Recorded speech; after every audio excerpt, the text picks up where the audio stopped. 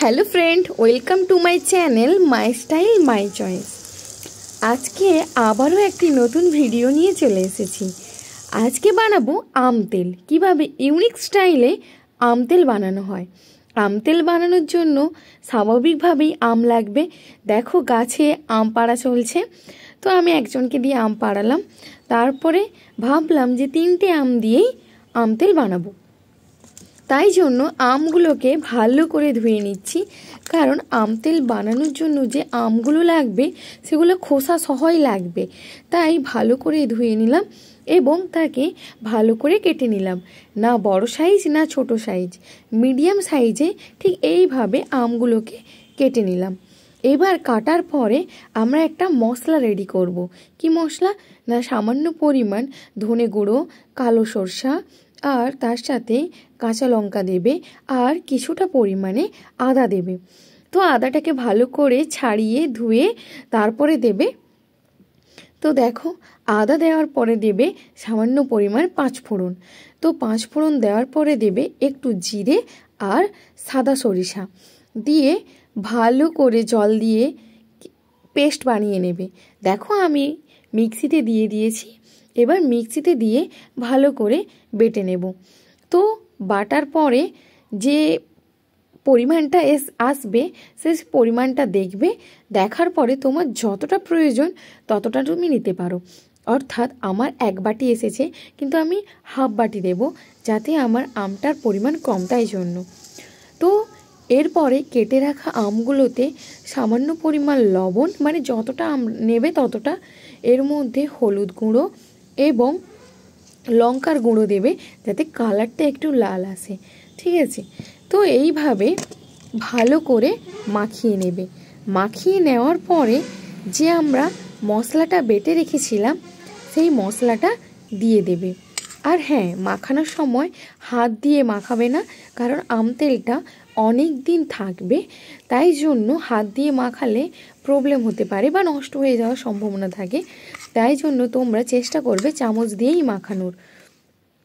দেখো আমার মাখানো হয়ে গেছে। ঠিক মাখানো হয়ে যাওয়ার পরে এই পর্যায়ে রোদে রাখবে।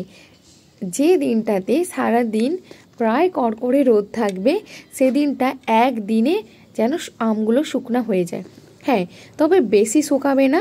দেখো শুকানোর পরে এরকম এসেছে। বেশি শুকালে আমের যে নরম ভাবটা চলে যাবে। এরপরে একটি কড়াইতে সর্ষের তেল নেবে। সর্ষের তেল ভালো করে যখন ফুটে উঠবে, অর্থাৎ গরম হয়ে ফুটতে শুরু করবে, ঠিক সেই সময় এই আমগুলো, মশলা মাখানো যে আম, এই আমগুলো কড়াইতে দিয়ে দেবে, যাতে আমগুলো ভাজা ভাজা হয়ে যায়।